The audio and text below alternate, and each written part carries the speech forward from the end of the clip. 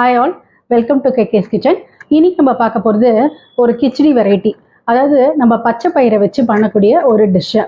நார்த்துலலாம் பார்த்தீங்கன்னா நம்ம பொங்கல் பண்ணுறோம்ல, அதே மாதிரி இவங்க இந்த பச்சை பயிரை வச்சு பொங்கல் மாதிரியே கிச்சடின்னு பண்ணுவாங்க. அதை வந்து நான் இப்போ பண்ணி காட்ட போகிறேன். இதில் பார்த்தீங்கன்னா நல்ல ஹை ப்ரோட்டீன் கண்டென்ட் நம்ம வந்து பச்சை பயிரில் இருக்கிறதுனால நம்ம பொங்கலுக்கு பதிலாக இதை சப்ஸ்டியூட் பண்ணி சாப்பிட்டோன்னு வச்சுக்கோங்களேன், நம்ம டயட்டுக்கு ரொம்ப நல்லது. ரொம்ப ஈஸியான ஸ்டெப்பு தாங்க. எவ்வளோ அதாவது எப்படி பண்ணுறது, கடைசியில் எப்படி அதை தாளிப்பு கொடுத்து அதை ஃப்ளேவர்ஃபுல்லாக ஆக்குறதுன்றதை நான் உங்களுக்கு டீட்டெயிலாக சொல்லித்தரேன். வாங்க இப்போ பார்க்கலாம். பார்த்திங்கன்னா அரிசியை நான் வந்து ஒன்றும் பாதியமாக உடைச்சிருக்கேன். இது 2 அழாக்கு எடுத்திருக்கேன். இது வந்து 2 அழாக்கு, இது வந்து 1 அழாக்கு.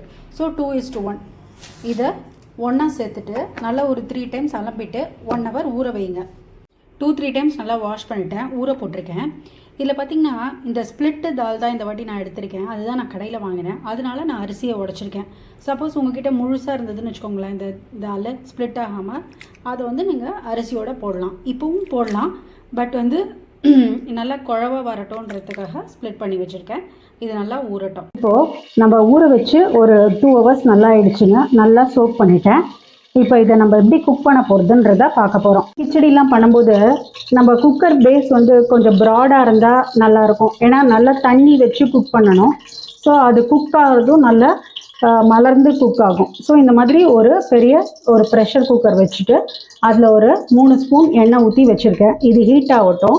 இதுக்கிடையில் என்னென்ன பொருள்லாம் தாளிக்கிறதுக்கு வேணுன்றதை 2 பச்சை மிளகா நல்லா அலம்பிட்டு நறுக்கிக்கோங்க.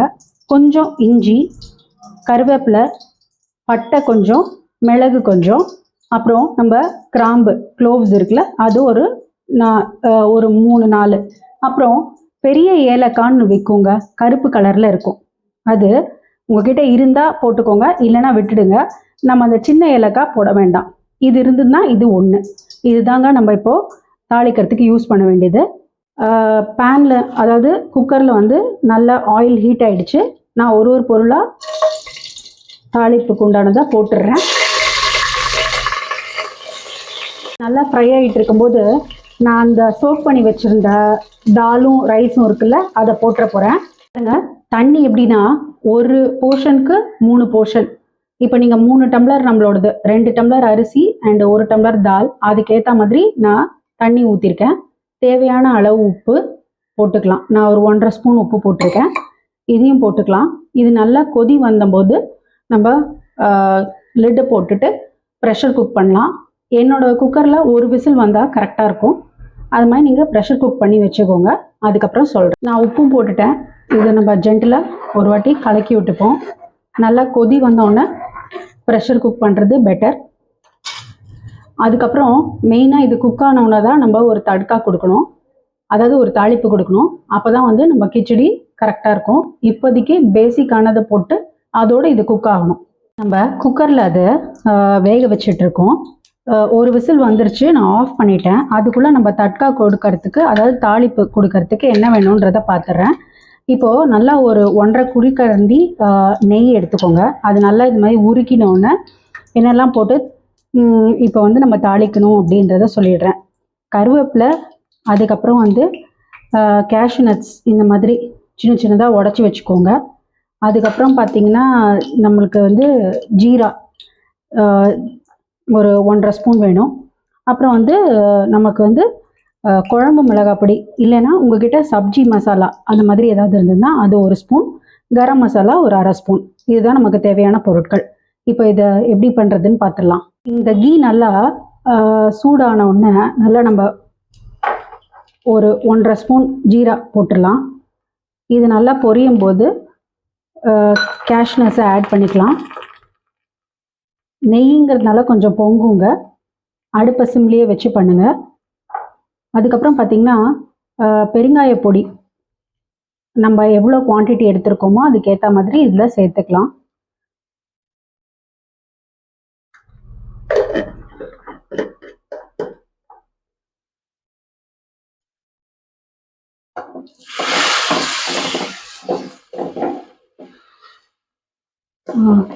இப்போ நல்லா ரோஸ்ட் ஆகிருக்கு.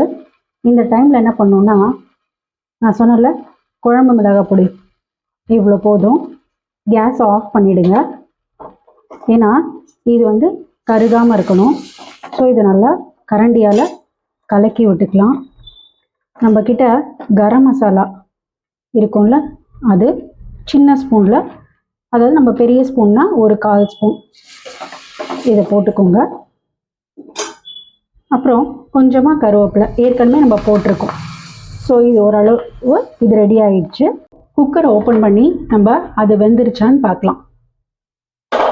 பாருங்கள், நம்ம அளவு நல்லா தண்ணி அளவு நிறைய வச்சுருக்கிறதுனால ரொம்ப ஸ்டிக்கியாக இல்லாமல் நல்லா வெந்திருக்கு. இப்போ நம்ம இந்த தாளிப்பு கொடுத்துருந்தோம்ல, அதை இது மேலே நான் போட்டுறேன். இப்போ பாருங்கள், இதில் ஊற்றிட்டு இப்போது இதை ஒரு சேர நம்ம நல்லா கலரி விட்டுக்கலாம். இது முக்கியமான ஸ்டெப்புங்க. இதுதான் உங்களுக்கு அந்த டேஸ்ட்டு நல்லா என்ஹான்ஸ் பண்ணி கொடுக்கும். இப்போது நல்லா கலக்கிட்டேன். இது நேச்சுரல் கலர். இப்போ நம்ம என்ன பண்ணுவோம், நல்ல ஃப்ரெஷ்ஷாக இருக்கிற கொத்தமல்லி நல்லா ஒரு அரை கட்டு இருந்தால் கூட நல்லதுங்க. அதை நல்லா வாஷ் பண்ணிவிட்டு நீங்கள் போட்டுட்டு நீங்கள் ஹாட் கேஸில் மாற்றி வச்சிடலாம். பாருங்கள் கன்சிஸ்டன்சி எந்த மாதிரி இருக்குது. ஆக்சுவலாக அப்படியே நம்ம பொங்கல் மாதிரி தாங்க இருக்கும். இது வந்து கொஞ்சம் ஹெல்த்தியாக இருக்கும். இதை கிச்சடின்னு சொல்லுவாங்க. இது ஈவன் நீங்கள் விரத நாட்களில் கூட இந்த டிஃபனாக பண்ணி சாப்பிட்லாம். ஏன்னா இதில் ஆனியன்ஸ், கார்லிக் அதெல்லாம் எதுவுமே இல்லை. ஸோ இது வந்து ஒரு நல்ல ஹெல்த்தியான டிஷ்.